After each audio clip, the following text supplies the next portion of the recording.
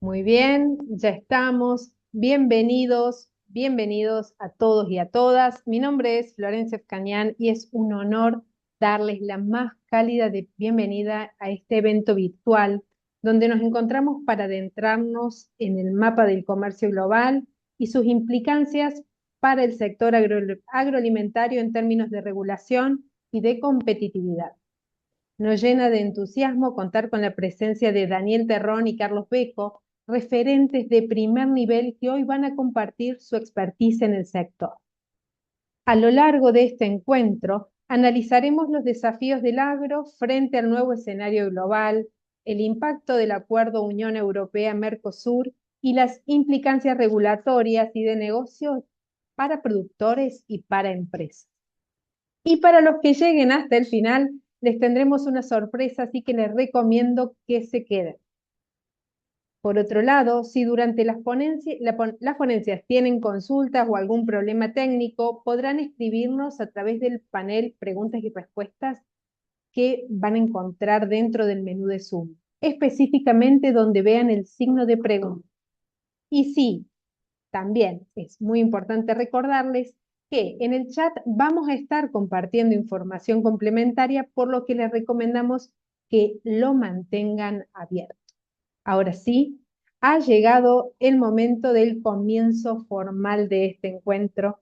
Es el turno de cederle la palabra a Daniel Terrón, director del Máster en Derecho Agroalimentario de Edwin Global, profesor del área de Derecho Administrativo, Financiero y Procesal de la Universidad de Salamanca, especialista en regulación pública y marcos normativos internacionales. Nos acompaña desde España y nos hablará sobre el impacto regulatorio del Acuerdo Unión Europea-Mercosur y las nuevas exigencias para competir en el sector alimentario. Así que bienvenido, Daniel, un gusto compartir este espacio. Este es tu tiempo, te escuchamos. Muchas gracias, Florencia. Buenas noches aquí en España ya, todos los asistentes. Buenas tardes en sus respectivos países. Es un verdadero placer compartir este foro patrocinado por Doing Global en colaboración con la Universidad de Salamanca y compartirlos con un profesional como es Carlos Beco, un referente, ¿no? Internacional en cuestión agroalimentaria. A mí quizás me toca la parte más fea, pero imprescindible, ya lo adelantaba Florencia en la presentación, a la hora de analizar el nuevo marco que se nos avecina tras el acuerdo Mercosur, el acuerdo de asociación entre la Unión Europea y Mercosur, que está prevista su aplicación provisional a partir del 1 de mayo del 26. Pero más allá del impacto normativo, de esos grandes noticieros que se han hecho eco de la posibilidad de eliminar, reducir en un 90%, incluso más, los aranceles que la Unión Europea grava determinados productos, hay una realidad que es la que nos debe interesar en este momento. Es cierto esa primera parte, una reducción arancelaria muy importante a muchos productos procedentes de Mercosur, Argentina, Brasil, Paraguay, Uruguay, como perfectamente conocen ustedes.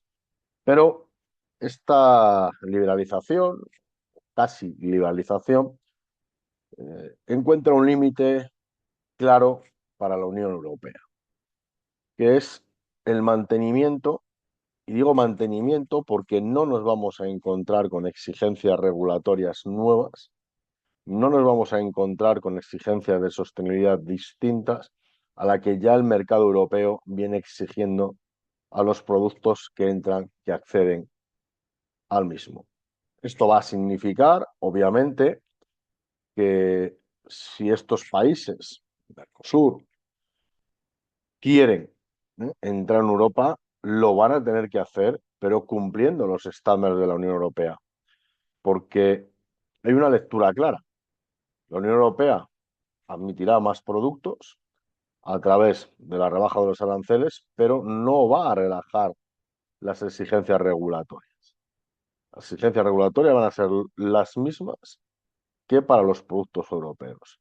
Y esta es una realidad muy importante, ¿no? Hace unas pocas fechas que he estado en Paraguay, pero había mucha expectación con lo que para determinados productos que son clave en la economía paraguaya. Me consta que en otros países, Brasil, que lo conozco bastante bien, estaban también muy pendientes de esta circunstancia. Pero claro, yo lo he dejado de ver y digo, ojo, Europa juega con otras reglas. Hay que conocer esas reglas, que quizás no son tan distintas de las que hay ahí, pero sí en un nivel de exigencia mucho más férreo. Porque la Unión Europea lo que ha hecho es abrir la puerta, ¿no? Y invitar a acceder, pero solo van a poder acceder quienes estén dispuestos a jugar con nuestras reglas. Si me permiten un símil, es como aquellos que quieren jugar al fútbol, pero quieren jugar con las reglas de baloncesto. No es posible, no es viable. Bueno, te estoy invitando a mi competición, pero con mis reglas. Si te interesa, porque tu mercado lo va a agradecer, perfecto. Si no, evidentemente no vas a poder competir. Y esto va a significar que los sistemas regulatorios de los países Mercosur van a tener que adaptarse a esta realidad para cumplir con estándares de la Unión Europea. Porque, insisto, estos no van a sufrir ningún tipo de relax en su nivel de aplicación. Claro, es verdad que el núcleo de este acuerdo es o lo que se denomina como armonización regulatoria, en base a una reducción de barreras no solo arancelarias, ¿no? Por ejemplo, el acuerdo arbitra la libre o los productos libres de deforestación, ¿de acuerdo? De tal manera que a finales del año 26 solo se van a permitir en la Unión Europea productos libres de deforestación, es decir, productos que para su producción, su tratamiento, no hayan sufrido o no hayan realizado ningún acto de deforestación. Y ojo que eso es importante. Y estamos hablando de madera, estamos hablando de cacao, estamos hablando de café, estamos hablando de soja, de vacuno. Como ese producto, a través de su trazabilidad geolocalizada, no pueda verificar que su procedencia es en una zona libre de deforestación, no va a poder acceder a la Unión Europea. Son cuestiones que tenemos que empezar a conocer. Tenemos otro concepto, como armonización fitosanitaria. Los estándares de salud y seguridad de la Unión Europea van a ser los mismos que se exigen a los productos nacionales europeos. Por ejemplo, los límites máximos de residuos, lo que se conoce en España como LMR, en relación con pesticidas, con agentes contaminantes, son mucho más estrictos que los que se dan en algunos de los países. Todos, evidentemente, hay excepciones muy, muy honrosas. Y luego tenemos dos grandes cuestiones. Por un lado, todo lo que tiene que ver con certificación y digitalización. El acuerdo Mercosur-Unión Europea también tiene una parte de reducción burocrática importante, pero esa reducción burocrática implica una digitalización y el reconocimiento mutuo de certificaciones. Pero eso conlleva una mayor transparencia, eso conlleva conocimiento normativo y inclusive hay interregulación con otras materias no agroalimentarias. Por ejemplo, la protección de datos personales, el cumplimiento de la RGPD. Muchos países ahora mismo están incidiendo en ese ámbito de actuación, aproximando su normativa a la europea. Recuerden, las empresas que quieran trabajar en Europa tienen que someterse a la normativa europea. Y también en esos otros ámbitos no estrictamente agroalimentarios.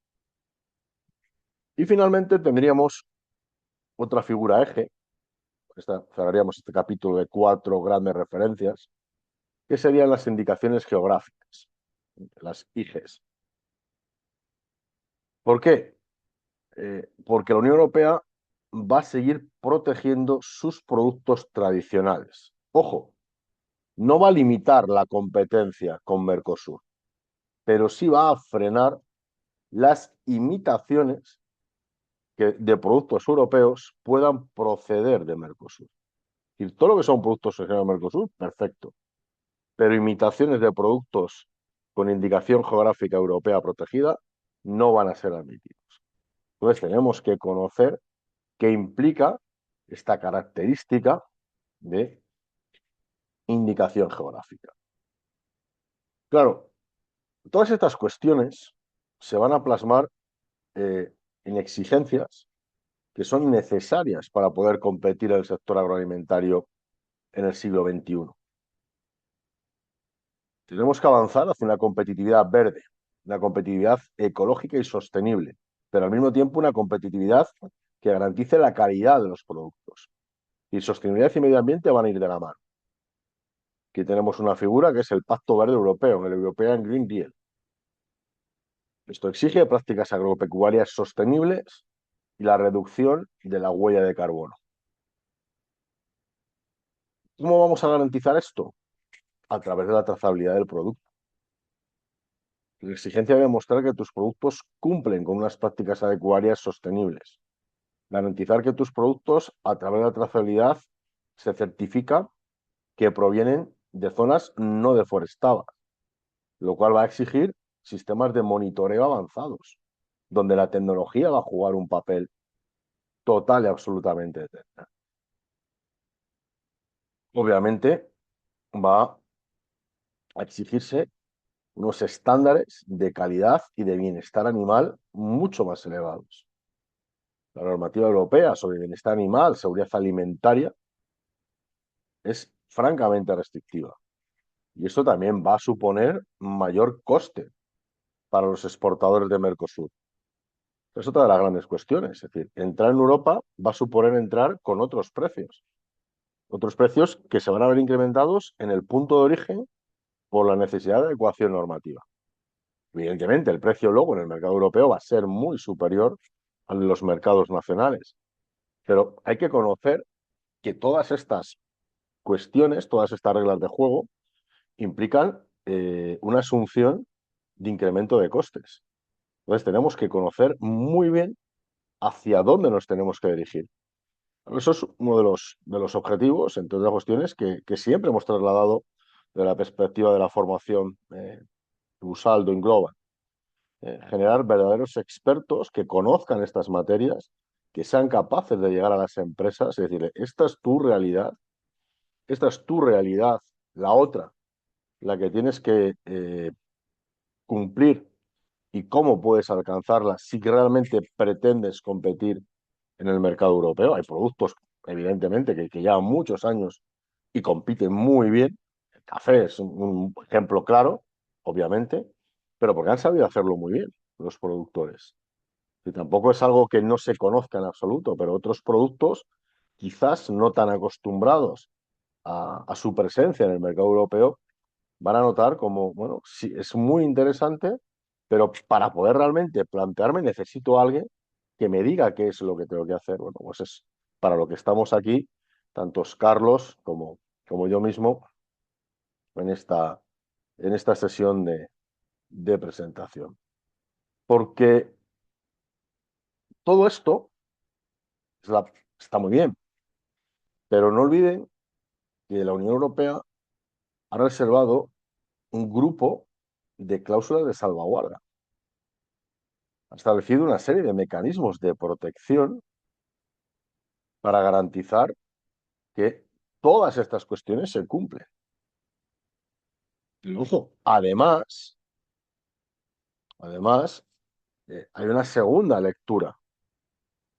Si determinados productos sufren un crecimiento drástico en su importación y esos mismos productos pueden suponer una amenaza al productor local europeo, se pueden volver a incrementar los aranceles para ese producto. Es decir, no podemos inundar el mercado europeo de productos que la Unión Europea entiende delicados. Por ejemplo, azúcar, maíz, inclusive carne de vacuno, aves, hasta el arroz, incluso el etanol o la miel, son productos con cláusula de salvaguardia. La Unión Europea irá paulatinamente revisando las cantidades que van entrando en Europa. Y, por supuesto, con las mismas condiciones que los españoles. Al final lo que se quiere, y es lo que tienen que entender, es que el producto europeo y el producto Mercosur simplemente compitan por cuestión de calidad.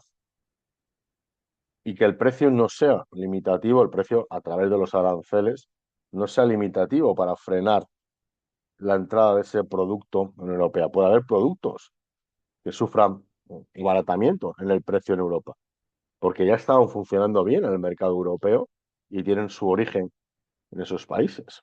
Con lo cual, el café, vamos a de ellos, el azúcar en un momento determinado. Si esos productos cumplen requisitos, pues pueden ver incluso como el precio en Europa pues se puede mantener o incluso se puede ver reducido. Pero los otros que van a ver un incremento de precio tienen que saber muy bien hasta dónde se puede llegar. Y esto también implica tener muy claro eh, qué es lo que va a suponer todas estas cuestiones. Pero yo quiero romper una lanza y no, discúlpenme, porque esté en Europa, o por nosotros llevamos muchos años trabajando en este tema, incluso a nivel personal, particular, más allá de mi faceta jurídica, mi familia tiene, vamos, dentro del ámbito agro, distintos negocios, entonces es un mundo que también conozco bien. Yo me he criado desde pequeño en una zona agrícola y ganadera, lo cual también ayuda a esta mejor comprensión. Eh, Lleva mucho tiempo trabajando. Esto no es flor de un día, que ha costado mucho cambiar la mentalidad de los productores hasta que han convencido que la calidad, la seguridad, actualmente todas las cuestiones ambientales, incluso ese perfil social, marcan un nuevo producto completamente distinto. Y eso es ahora mismo exigencia europea. Y el ejemplo es muy sencillo. Eh, el castigo al que se ha sometido, por ejemplo, al aceite de palma. Al aceite de palma se lo ha, entre comillas, vetado por una cuestión ambiental.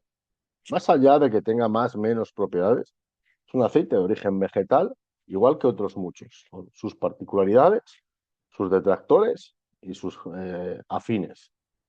Pero el menoscabo que ha sufrido comercialmente se debe en una medida enorme a las cuestiones ambientales, hasta el punto que hay que ocultar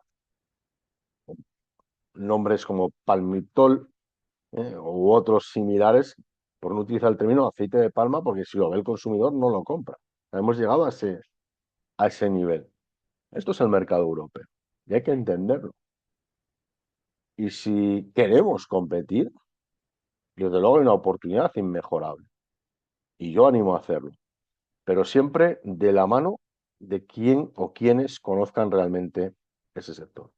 Y para eso, pues evidentemente, estos esfuerzos que se realizan desde Doing Global en colaboración con la Universidad de Salamanca, pues evidentemente siempre son de agradecer.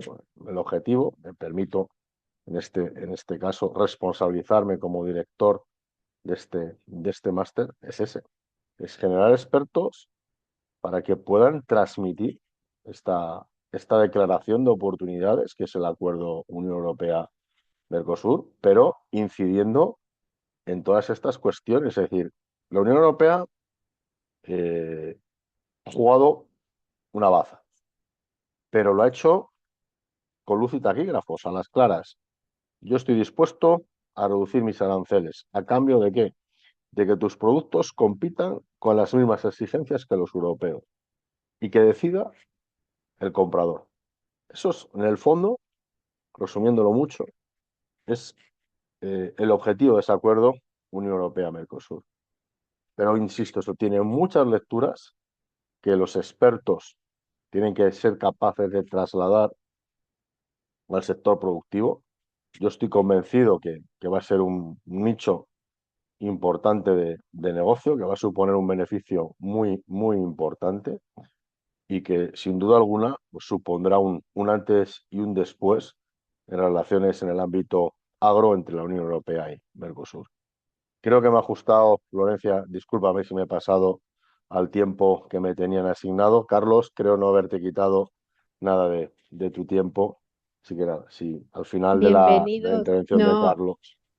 Daniel, no hay problema. Vamos a seguir conversando y bienvenido cada minuto de más que nos permite seguir dándonos cuenta de qué va el asunto. Así que muchas gracias por tus palabras. Ha sido realmente un placer escucharte y seguiremos escuchándote hacia el final de la ponencia de Claro, Carlos. por supuesto. Así que muchas gracias. Ahora damos paso a nuestro segundo invitado. Le cedo la palabra a Carlos Beco, es ingeniero agrónomo con más de 40 años de experiencia en el sector agroalimentario, es referente en innovación y AgTech en Latinoamérica, asesor de empresas y startups del ecosistema agro, es autor de dos libros, La revolución digital del agro y De villanos a héroes. Carlos se desempeña actualmente como Senior Advisor en Agribusiness, tecnología aplicada al agro y a la agricultura regenerativa. Nos acompaña desde Argentina y nos hablará sobre los desafíos del agro frente al nuevo mapa de comercio global y a las oportunidades que se abren en este contexto. Así que muy bienvenido, Carlos. Es tu tiempo. Florencia, muchísimas gracias por tu clarísima introducción. Y Daniel, la verdad, un lujo, un orgullo para mí compartir esta oportunidad. Y tu introducción no podría haber sido más oportuna, ¿no? Realmente fuiste muy claro con un tema que es muy difícil, ¿no? Y me gusta esta dinámica que hemos planteado. De alguna manera, eh, mi, mi idea es comentar ahora, yo voy a hacer foco, digamos, digamos, no voy a parar en el lado del Mercosur, ¿no? Pero me voy a, si me permitís, y dentro del tiempo, quiero contar, me gusta contar la historia de cómo yo veo la agricultura y cómo veo la evolución de la agricultura, porque justamente este acuerdo Mercosur para mí es un mensaje clave en esta evolución de la agricultura. Y si me permitís, cuando estamos hablando de comida, ¿no es cierto? Justamente esta imagen, todos la están viendo, ¿no es cierto? En este momento, este mamut era comida. Durante muchísimos miles de años, eh, comida era esto, ¿no? Y nuestros antecesores tenían que hacer grandes esfuerzos para salir en busca de la comida en un resultado que muchas veces era infructuoso, porque muchas veces no lo conseguían, no lo encontraban, o el mamut terminaba siendo eh, el ganador de esta compulsa, ¿no? Afortunadamente las mujeres se quedaban en sus cuevas, se quedaban, y ellas fueron las que empezaron a observar cómo la naturaleza, cómo las semillas germinaban, cómo podían preparar los alimentos, y fueron ellas, voy a hacer una historia muy, muy rápida, las inventoras de la agricultura. Esto es un reconocimiento que me parece es justo reconocer, que fueron las mujeres las creadoras de esta agricultura, de este negocio actual. eh, Fueron ellas las que compensaron con el negocio de la agricultura y fueron ellas las que permitieron justamente crear una civilización. O sea, cuando la cantidad de cereales que empezaron a producir fue suficiente, pudimos dejar de perseguir a los mamuts y pudimos crear el hogar y crear la familia y crear lo que es la civilización. Y a partir de ahí, siempre la historia de la agricultura fue la historia de la alimentación. Un desafío que durante muchos años, esta es una gráfica que muestra la evolución de la población mundial, y como pueden ver, desde la revolución neolítica, que es el momento de la creación de la agricultura, durante muchísimos años la población crecía muy lentamente, muy lentamente. A pesar de las tasas de fertilidad de las mujeres eran muy altas, la mortalidad era muy alta, entonces, de alguna manera, el desafío de la agricultura durante muchos años era relativamente fácil. Por eso, como pueden ver, en este gráfico que muestra el índice de productividad de la agricultura, era el aumento de la productividad de la agricultura no era desafiante porque no hacía falta, porque el balance estaba muy cercano. Eh, yo, como muchos acá, me parece que también Daniel compartimos esto, soy un baby boomer. ¿No? Yo fui concebido por mis padres en un periodo posguerra, después de las dos guerras. Y ¿por qué es importante hablar de baby boomers ahora? Porque baby boomers fuimos el momento que la población alcanzó su pico histórico. ¿No es cierto? El récord histórico se alcanzó justamente en 1963, donde pasamos de un crecimiento casi nulo a un crecimiento de 2,3% anual. Nunca antes ni nunca después la humanidad creció más rápido. O sea, más allá de la parte social, eso significó para la producción de alimentos, para la agricultura, un tremendo desafío.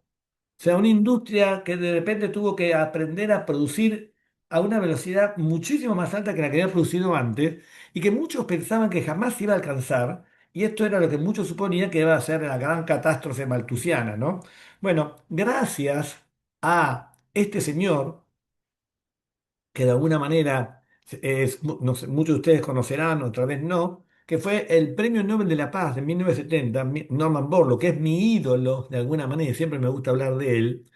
Él fue el creador de la Revolución Verde. Y la Revolución Verde fue la respuesta que tuvo la agricultura a una población creciente. Gracias a Norman Borlaug, gracias a la Revolución Verde, gracias a la tecnología, logramos un salto de productividad insospechado en la historia, ¿no es cierto? Donde pueden ver acá los rendimientos en kilos por hectárea se cuadruplicaron. O sea, en la misma hectárea que hace 1950 producía 1.000 kilos, hoy produce 4.000 kilos. Eso fue el gran salto productivo. Y gracias a esto terminamos con el hambre del mundo. O sea, la población humana vivía permanentemente con hambrunas, afectados por que morían millones de personas, ¿no es cierto? Y eso es hasta hace muy poquito tiempo. Estamos hablando de 1960. Este gráfico muestra la cantidad de muertes globales por hambruna en millones de personas por décadas. Como pueden ver, a partir de 1970 desaparece. Esto nos convierte a los agricultores de todo el mundo en héroes silenciosos. Y hasta acá una historia fantástica, una historia de éxito, una historia que me pone muy orgulloso. Pero ahora viene Daniel. Acá en este entorno aparece Daniel con su desafío y dice, señores, no podemos seguir de esta manera, no podemos seguir produciendo de esta manera. Y Daniel habló de huella de carbono y este gráfico muestra la evolución de la huella de carbono de la agricultura desde la revolución neolítica hasta nuestros días.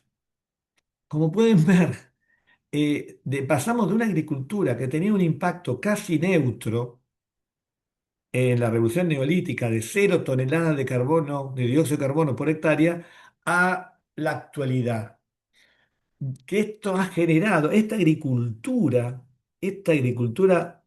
que es actual, no es sostenible y esto nos ha convertido somos parte del cambio climático, que a pesar de que hoy en día no se, digamos, esté de alguna manera mitigado el tema, sigue siendo y seguirá siendo por mucho tiempo el desafío más grande de la humanidad, que lo anticipó Daniel. En este entorno, la agricultura se ha convertido, para muchos, la agricultura industrial, en un gran villano de la historia, en un gran villano. Y entonces, ¿a qué viene esto? Quiero decir, este acuerdo que estamos estudiando, que estamos analizando en el momento, es una gran oportunidad para cambiar esta agricultura. y es un gran incentivo para todos las grandes, los que amamos la agricultura, para hacer una agricultura diferente. Y acá déjenme vincularme con otra personalidad. Estamos hablando de 2007, Steve Jobs cambió el mundo con la digitalización. En el 2007 presentó, hace muy poquito tiempo, se presentó por primera vez el iPhone, y el iPhone a partir de ahí, creo que sí, cambiamos y vivimos en un mundo más digitalizado. El agro tardó mucho en digitalizarse y durante mucho tiempo fue un baile de pueblo. Creo que si hablamos tanto acá en Argentina, en el mundo, en España, ¿no es cierto? El concepto de baile de pueblo todos entendemos. Es los mismos chicos hablando con las mismas chicas, ¿no es cierto? Pero con poca diversidad, con poco cambio. Eso era la agricultura durante muchísimos años. Eso era la agricultura durante muchísimos años. Afortunadamente, esto empezó a cambiar y la agricultura, que era este es un gráfico de McKinsey que muestra el nivel de digitalización de las distintas empresas, de las distintas actividades económicas, donde se puede ver que la agricultura es la que estaba menos digitalizada en el año 2015. Por suerte esto está empezando a cambiar. En este gráfico se muestra cómo la inversión en tecnologías ha ido creciendo sostenidamente de 2015 hasta ahora, y la curva ha seguido creciendo, y esto ha generado lo que se llama el ecosistema AgTech, ¿no? O AgTech o tecnología agropecuaria, donde hay un montón de nuevas empresas trayendo nuevas tecnologías. ¿Por qué es importante esto? ¿Por qué es importante esta introducción? Porque justamente, ¿cómo vamos a hacer posible atender a los desafíos que presenta Daniel, que son absolutamente imprescindibles? ¿Cómo vamos a poder hacerlo? Justamente con la tecnología. Y este es el mensaje que quiero transmitir. Hoy en día tenemos la capacidad para responder a las necesidades que demanda el consumidor. Y aquí yo tuve 20 años trabajando en Monsanto, debo reconocerlo, eso es parte de mi legado. Y puedo reconocer que justamente Monsanto es un caso concreto de una empresa que no escuchó la voz del consumidor, ¿no es cierto? Que no supo entenderlo, no supo dar una reacción. Bueno, y todos sabemos cómo terminó esa historia, por eso este gráfico acá. Pero por ejemplo, un estándar de nuestro negocio, un estándar que era el commodity. Nosotros todos nos referimos al precio de los commodities, al precio del maíz, ¿no es cierto? Al precio de los commodities, cuando el concepto del commodity es un concepto del pasado, donde hoy el productor está en condiciones de responder a las demandas precisas de los consumidores, que se ponen cada vez más exigentes.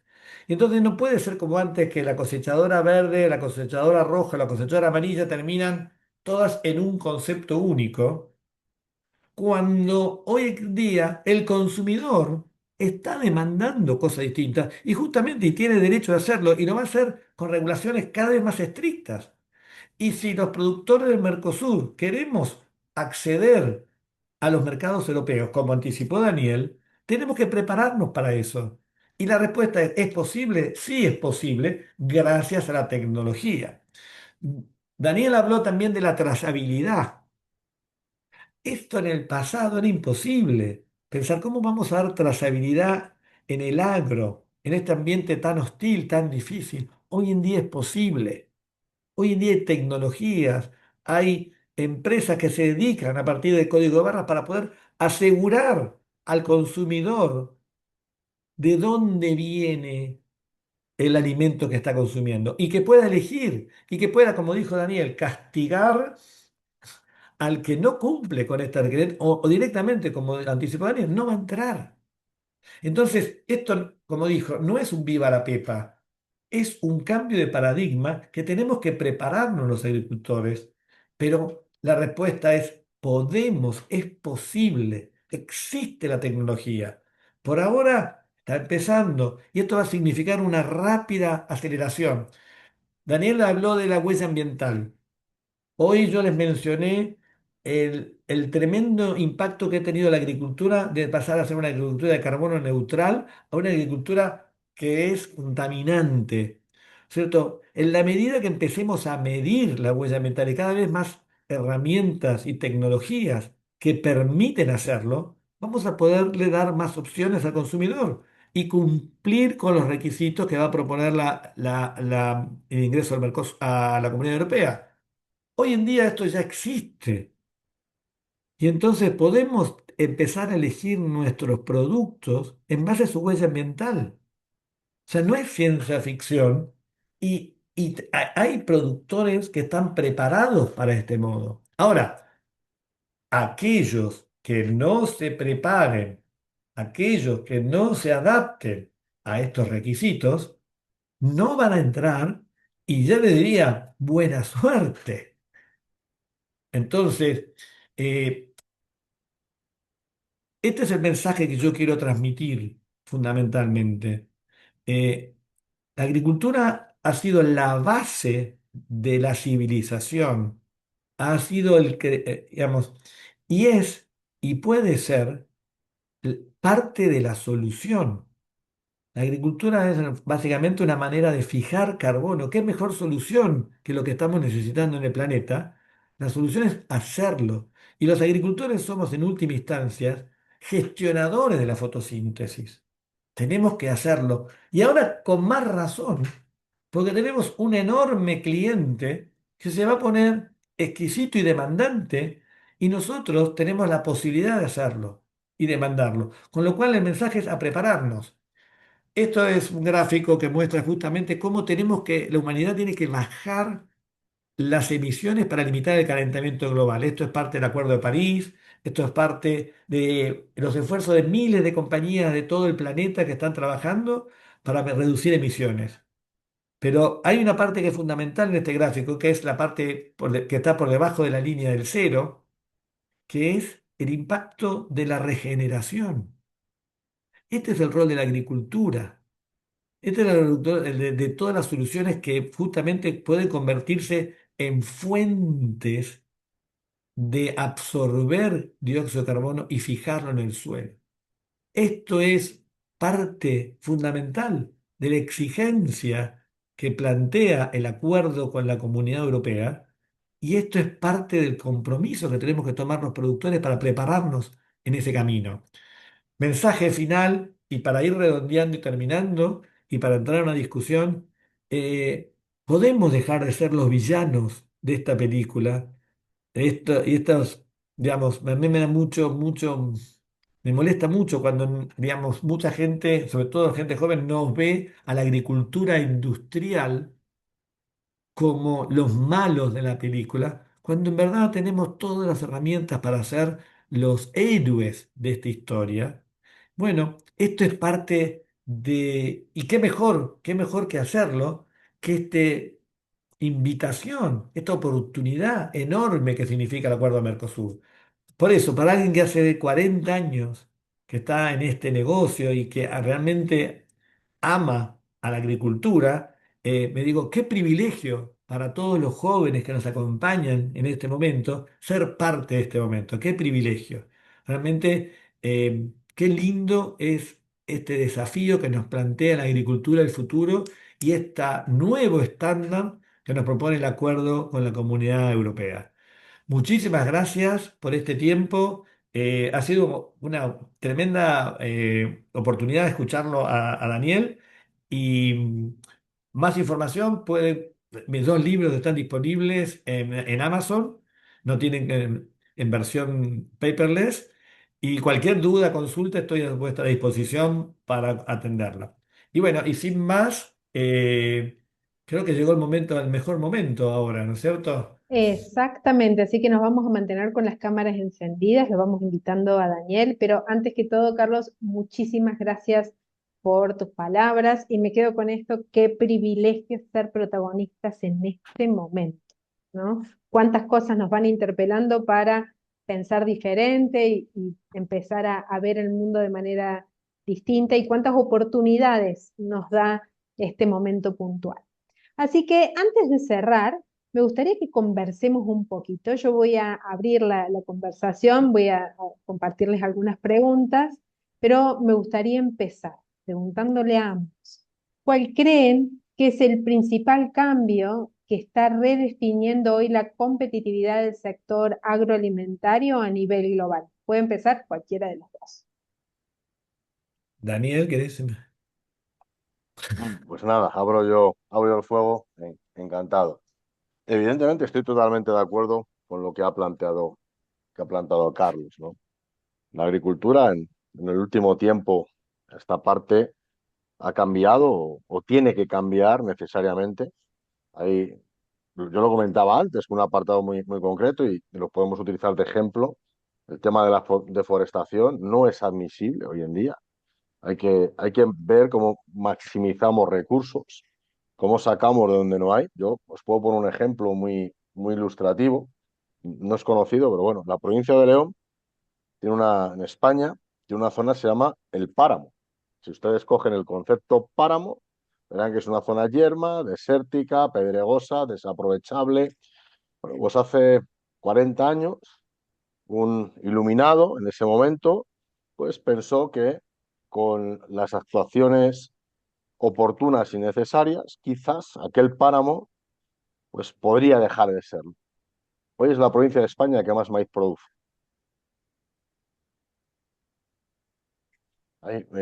Un solo municipio tiene más de 6.000 hectáreas de maíz. Se modernizó, se concentró, las parcelas que eran pequeñas se dejaron de ser pequeñas, se introdujo regadío, ahora se ha vuelto a regular para precisamente adaptarlo a esta nueva realidad, menor consumo de agua, maximizar producción. La hectárea que antes producía 1.000 kilos, ahora produce 4.000, 5.000 o más. Y ahora estamos en la última fase. Vamos a tratar de cambiar, ¿no? Hablaba Carlos de Monsanto, ¿no?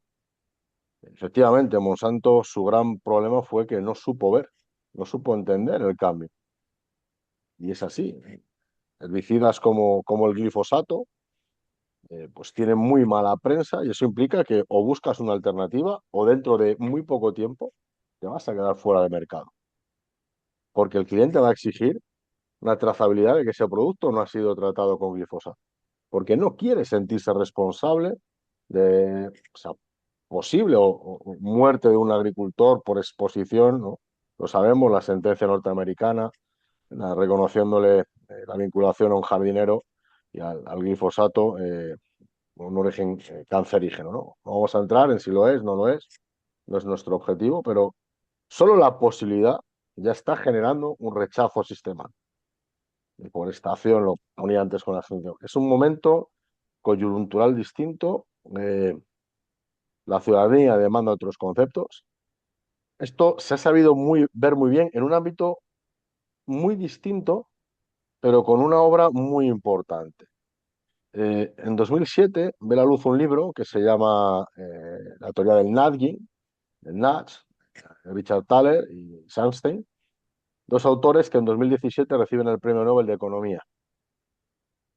El empujón del elefante, ¿no? Hay que buscar a que las administraciones, a que las grandes empresas, que son cuasi administraciones, cuando se mueven, arrastren a la economía con factores sociales, con factores ambientales. Hay un cambio de paradigma. Y la agricultura está dentro de ese cambio de paradigma.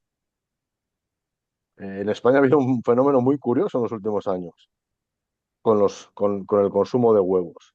Ahora todos los huevos tienen que ser de gallinas en libertad. Ya nadie quiere comprar huevos porque pues, se expusieron imágenes de las granjas avícolas, etcétera, y la sensibilidad de la gente ha dicho que ha rechazado ese producto. Tú ahora le tienes que poner etiqueta ecológico o huevos de gallinas en libertad, sostenibles, llámalos como quieras, pero como digas que es un huevo a secas, no lo compra. El cliente no lo compra. O sea, el rechazo se está produciendo por el cliente y la empresa tiene que saber adaptarse a eso, más allá de la propia regulación. Más allá de la propia regulación. Es el cliente empieza a exigir otras cuestiones distintas y se empieza a preocupar por producciones, etcétera, por cuestiones sociales, por cuestiones ambientales. Y las empresas tienen que entenderlo y tienen que utilizar la prospectiva y saber incluso saber anticiparse. Tienen que hacer análisis de riesgos, ver por dónde va a ir probablemente las pautas de comportamiento del consumidor en los próximos años, ¿no?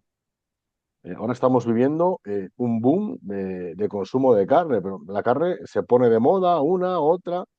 Hace unos años era impensable que nadie comiera carne de buey o de vacuno mayor, de vacuno viejo. Es la moda. Hay que saber dónde estar, ¿no? Eh, y la gente, aunque la economía estamos en un momento delicado, sí hace un esfuerzo por adquirir, por llegar a determinado producto. Cada uno dentro de su capacidad económica, pero sí se nota una tendencia en ese punto, insisto, incluso en un momento coyuntural desde la perspectiva económica delicada, ¿no? Creo que es un poco lo que puede marcar, ¿no?, este devenir y reitero mi total acuerdo, ¿no?, con lo que Carlos ha estado desarrollando durante este rato. ¿Voy yo, Florencia? Sí. Sí, Carlos, adelante. Mira, desde la mirada, es muy buena tu pregunta, desde la mirada del productor. Yo vengo, como decía, toda mi vida interactuando con agricultores, ¿no? Y siendo uno de ellos, ¿no? También tengo parte de mi actividad es producir. Y si vos me decís el cambio más importante es, durante mucho tiempo, pero hasta hace muy poco, y para muchos todavía hoy, lo único que importaba era el tamaño, ¿no? Era los kilos, ¿no es cierto? ¿Cuántos kilos produje? ¿No? Con una mentalidad de commodity, ¿no es cierto?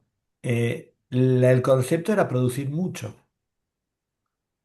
Entonces, nosotros hablamos mucho en Argentina que los productores se juntan en el pueblo, pero debe ser lo mismo en España, Daniel, seguramente. Igual, Y del igual, único igual, que igual. hablan es así como los pescadores hablan del tamaño de sus pescados, ¿no es cierto? Los productores hablan del tamaño de sus cosechas, ¿no es cierto? Y qué buena cosecha, 5.000 kilos, y el lote del fondo fue bárbaro, o sea, o si no protestan contra el clima, ¿no? Pero entonces ha habido y está habiendo, y esto es parte de lo que el acuerdo empieza a poner, muchachos, acá está muy bien, nosotros vamos a tomar tu producto, pero contame cómo lo hiciste. O sea, ya no me importa solamente el tamaño, quiero saber, tengo el derecho de saber y quiero saber. Y entonces acá viene una revolución, que es medir. Y entonces, como muchas veces, pero la agricultura está pasando de una industria que básicamente tenía una única variable, que era kilos, ¿no? Tenemos que empezar a medir.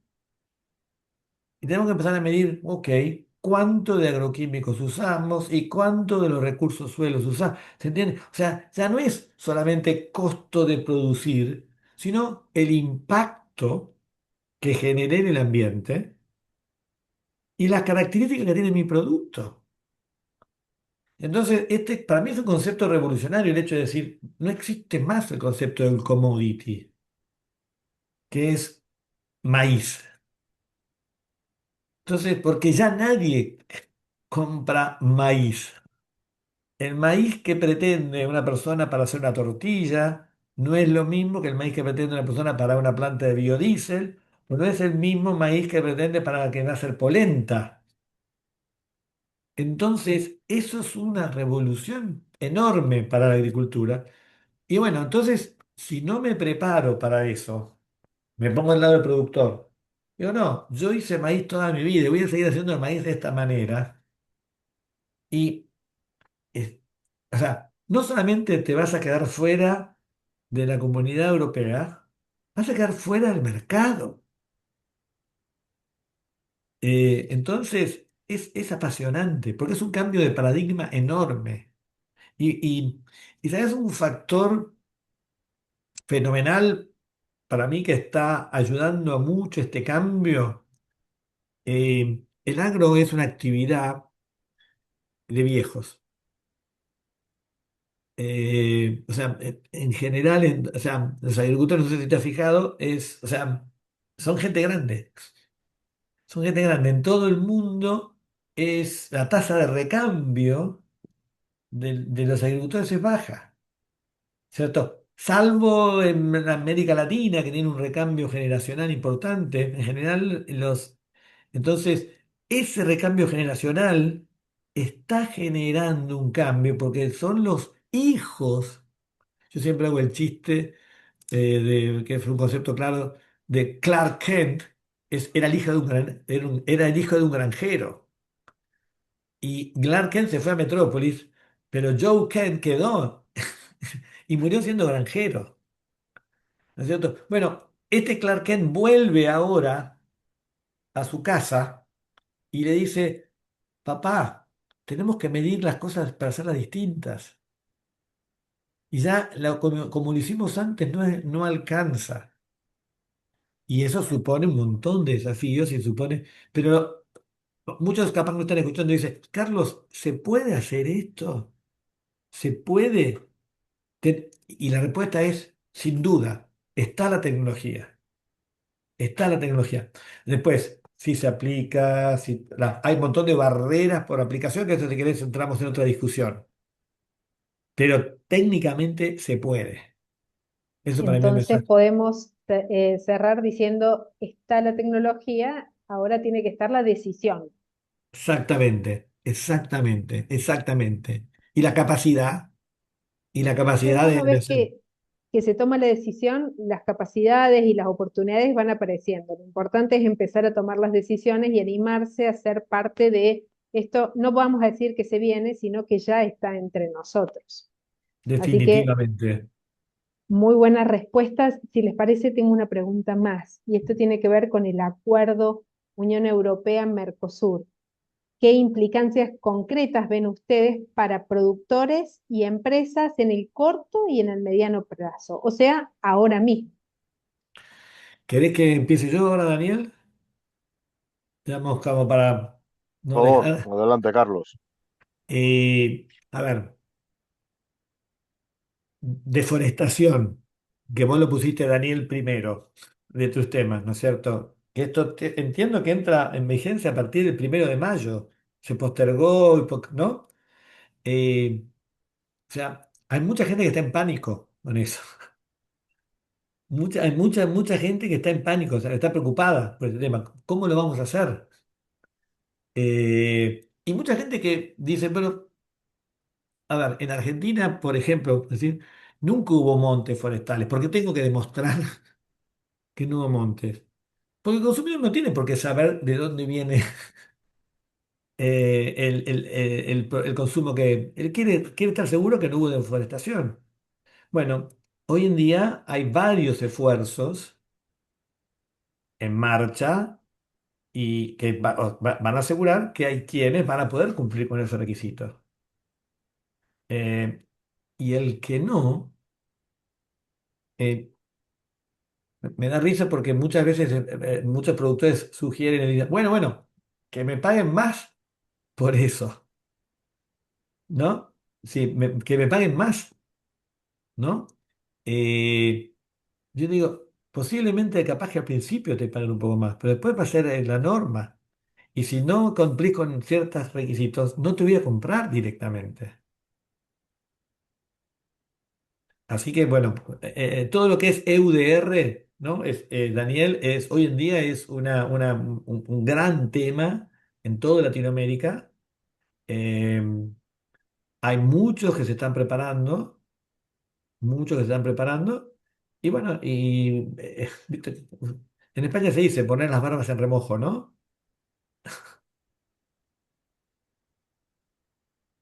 Dice Daniel que sí, está sintiendo, pero justo tiene su Sí, micrófono no, apagado. no, no, estoy totalmente de acuerdo contigo.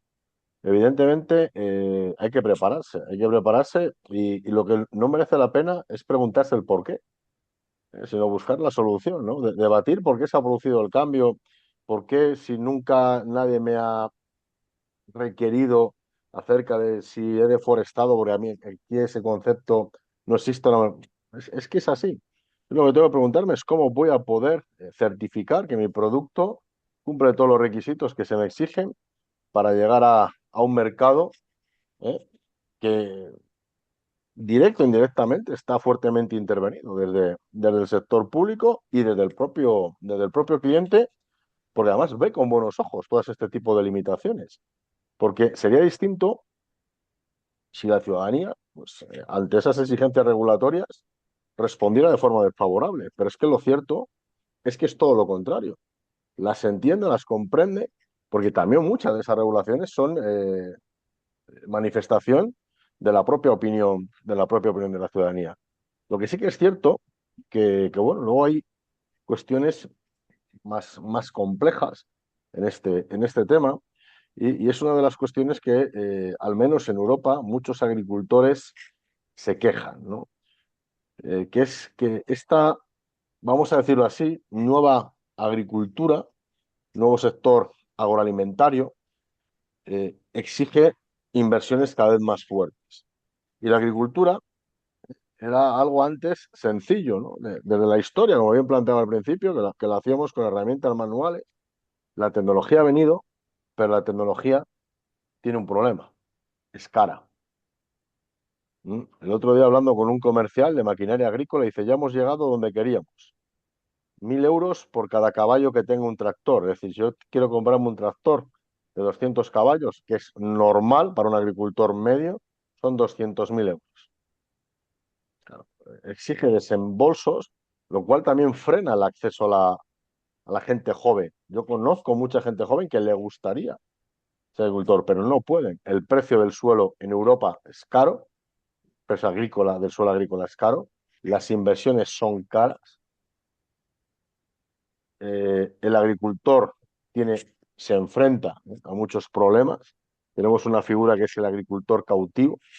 Es ese agricultor que, claro, antes de recolectar y vender, tiene que arar, tiene que abonar, tiene que sembrar, todo es desembolso y tarda en cobrar. Estamos en un momento coyuntural complejo, ¿de acuerdo? Pero está claro que la tecnología ayuda, está claro que el momento coyuntural es distinto y que evidentemente, bueno, pues la realidad es interesante. Yo creo que habrá que darle alguna vuelta todavía a mayores, ¿no? Por lo menos en determinados ámbitos, pero también es una oportunidad, porque ese sobrecoste que sí se da en Europa no se da en la zona Mercosur, o por lo menos no con la intensidad que se da aquí. Llegará, ¿eh? O sea, yo les adelanto que esto llegará, pero de momento todavía no es así. Muy interesante la mirada de, bueno, es cierto, no alcanza con tomar decisiones, también hay una inversión y hay que ver cómo se accede a eso. Lo que me llega a la siguiente pregunta es, ¿qué creen ustedes que debería empezar a hacer un profesional o una empresa del sector para adaptarse a este nuevo escenario? Mm. Si quieren, retomamos con Daniel, así hacemos el mismo Hacemos ritmo. ping-pong. Yo creo que lo primero es conocer el escenario, analizar qué implicaciones para su ámbito va a suponer, evidentemente, y luego pues ir a analizar un análisis de perspectiva, de oportunidades, de ventajas, de posibles beneficios y, evidentemente, un análisis de qué coste me va a suponer todo esto. Evidentemente, hay que exportar y que llegue este producto a Europa. Ahora mismo, con la crisis del petróleo, el coste también del transporte era un factor que no se tomó en consideración, porque en aquel momento no estaba esa circunstancia en el momento de la firma de este acuerdo, pero todo esto está presente. Pero yo lo resumiría sobre todo en que el primer paso es saber dónde estamos, conocer ese catálogo de oportunidades a través de sus exigencias y despejar dónde vamos a querer llegar. Muy buen punto. Muy bueno, Carlos, Daniel. Muy bueno. Yo tengo acá en esta pregunta una convicción, capaz que algo disruptiva, que es el agro necesita mejores organismos de gobernanza. Y explico. Eh, Hoy en día cualquier pyme tiene su directorio,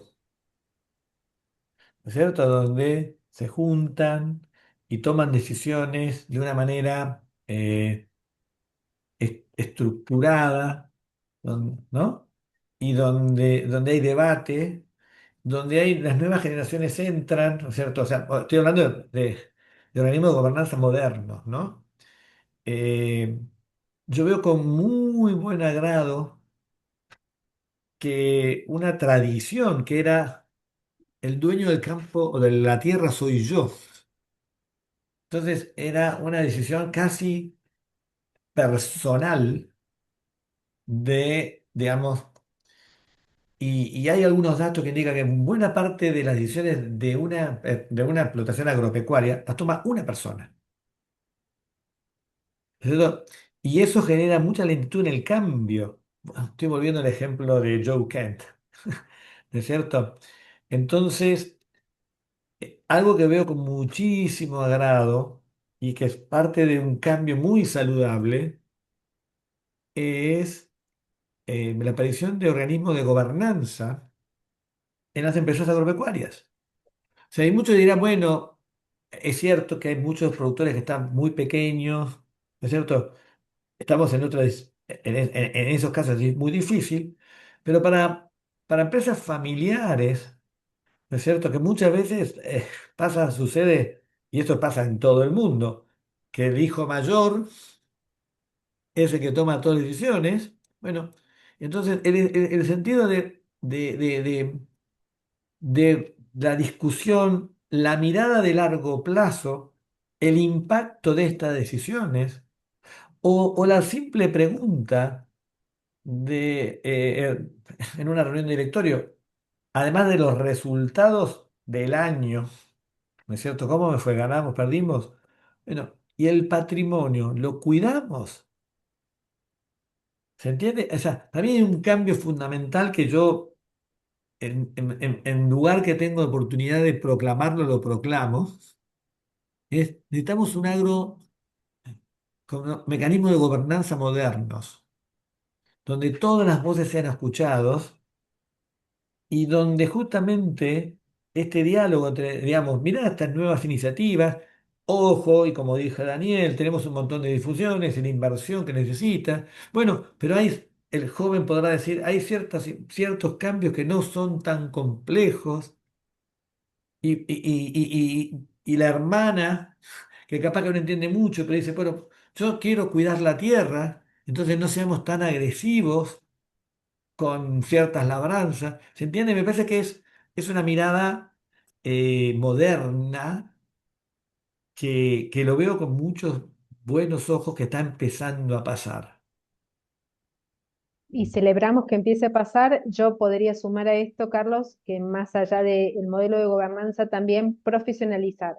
Bueno, Dejar de tomar decisiones esto simplemente por es, impulso o intuición y formarse y conocer, porque las mejores decisiones se toman sabiendo más, ¿no? La información es poder y qué bueno tener el poder al alcance de la mano y seguir sabiendo para que podamos de alguna manera mitigar cualquier posibilidad de error o el riesgo, ¿no? En la medida de lo sí, posible. bueno, me encanta Florencia, me encanta, porque una cosa lleva a la otra, ¿no es cierto? Porque además, el otro concepto que es la capacitación, ¿no? Digo, el campo necesita mucho más que agrónomos. O sea, hoy en día dirán, no, yo quiero estudiar sistemas o quiero estudiar programación. Bueno, eso tengo que irme. No, necesitamos ese tipo de preparaciones. Y es otra. todos los que nos están escuchando, si están soñando en desarrollar nuevos programas, desarrollar nuevos software, desarrollar nuevas aplicaciones, el campo es el lugar. Necesitamos eso. Porque la demanda va a ser cada vez más exigente. Entonces, bienvenidos. O sea, siempre digo, bienvenidos. Los estábamos esperando. Se ha puesto demasiado complejo para solamente agrónomos esto. Sí, hay que abrir el juego y invitar a nuevos actores que también nos permitan tener una mirada 360, una mirada integral, de nuevo, siempre en pos de lo que estamos haciendo y en este cambio de paradigma. Así que, bueno, ha sido un placer escucharlos. Nos llevamos sin duda una mirada mucho más clara sobre los desafíos y las oportunidades que enfrenta hoy el sector agroalimentario. Antes de dar cierre al evento, siempre en Doing Global nos interesa escuchar, saber cómo la han pasado. Para eso, en este momento van a ver en la pantalla que aparece una pequeña encuesta para que todos los asistentes puedan ir respondiendo. Mientras tanto, y de nuevo, antes de cerrar, es importante que estén atentos todos los asistentes, van a recibir a su correo electrónico con el que se han registrado una insignia digital que acredita que han participado de este evento y van a poder compartirlas a esta insignia en sus redes sociales. Gracias, Daniel, gracias, Carlos, por la generosidad de compartir su experiencia, lo que saben, su mirada.